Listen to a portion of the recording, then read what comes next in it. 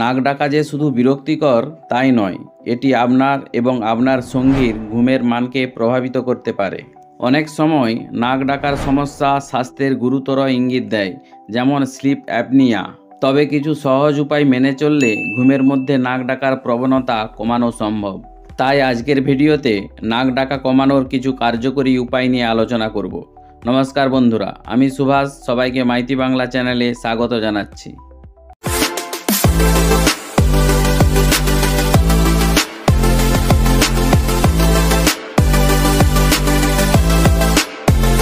Number 1, ঘুমের অবস্থান পরিবর্তন করুন। চিত হয়ে ঘুমানোর সময় নাক ডাকার সম্ভাবনা বেশি থাকে।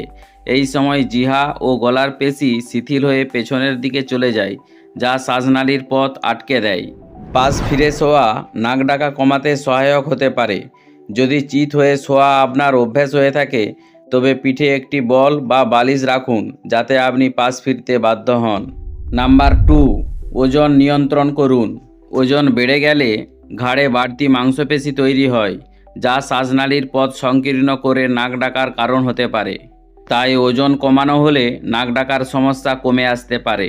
বিশেষ করে যারা সাম্প্রতিক সময়ে ওজন বৃদ্ধি পেয়েছেন, তাদের ক্ষেত্রে এটি কার্যকর হতে পারে। নাম্বার 3, নাক পরিষ্কার রাখুন। যদি আপনার নাক বন্ধ থাকে, তবে শ্বাস প্রশ্বাসের জন্য মুখ খোলা রাখতে হয়, যার ফলে নাক ডাকার সম্ভাবনা বেড়ে যায়। তাই ঘুমানোর আগে নাক পরিষ্কার রাখা উচিত। নাকের বাতাস চলাচল ঠিক রাখার জন্য নেজাল স্প্রে বা স্যালাইন ওয়াশ ব্যবহার করতে পারেন। নাম্বার 4, আর্দ্র পরিবেশে ঘুমান। শুষ্ক পরিবেশ গলার টিস্যু ও নাকের পথ শুষ্ক করে তোলে, যা শ্বাসকষ্ট সৃষ্টি করে এবং নাক ডাকার কারণ হতে পারে। ঘরের বাতাস আর্দ্র রাখার জন্য হিউমিডিফায়ার ব্যবহার করা যেতে পারে, যা ঘুমের সময় শ্বাসনালীর আর্দ্রতা ধরে রাখতে সাহায্য করবে। নাম্বার 5, ধূমপান এবং অ্যালকোহল এড়িয়ে চলুন। ধূমপান গলা ও শ্বাসনালীর টিস্যুতে প্রদাহ সৃষ্টি করে, যা শ্বাসনালী সংকুচিত করে নাক ডাকার কারণ হয়। এছাড়া অ্যালকোহল পেশিগুলিকে বেশি শিথিল করে দেয়, যার ফলে ঘুমের সময় শ্বাসনালীর পথ আটকে যায়। তাই ধূমপান এবং অ্যালকোহল গ্রহণ থেকে বিরত থাকা উচিত। নাম্বার 6, রাতে ভারী খাবার এড়িয়ে চলুন। ঘুমানোর আগে ভারী খাবার, বিশেষ করে দুগ্ধজাত খাবার খেলে শ্বাসনালীতে মিউকাস জমতে পারে, যা নাক ডাকার কারণ হতে পারে। ঘুমানোর অন্তত 3 ঘন্টা আগে রাতের খাবার খাওয়া উচিত এবং খুব বেশি মশলাযুক্ত বা দুগ্ধজাত খাবার এড়িয়ে চলা উচিত। নাম্বার 7, স্লিপিং পজিশনের বালিশ ব্যবহার করুন। একটি বিশেষ ধরনের বালিশ ব্যবহার করলে ঘাড় এবং মাথার অবস্থান সঠিক থাকে, যা শ্বাসনালীকে খোলা রাখে এবং নাক ডাকা কমায়।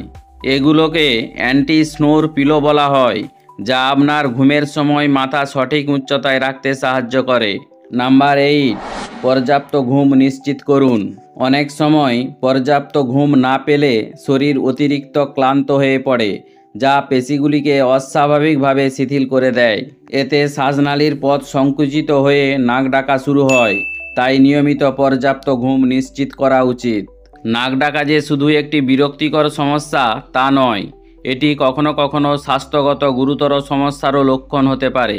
তাই নাক ডাকা কমানোর উপায়গুলি অনুসরণ করে আপনি আপনার এবং আপনার সঙ্গীর ঘুমের মান বাড়াতে পারেন। তবে সমস্যা দীর্ঘস্থায়ী হলে চিকিৎসকের শরণাপন্ন হওয়া উচিত।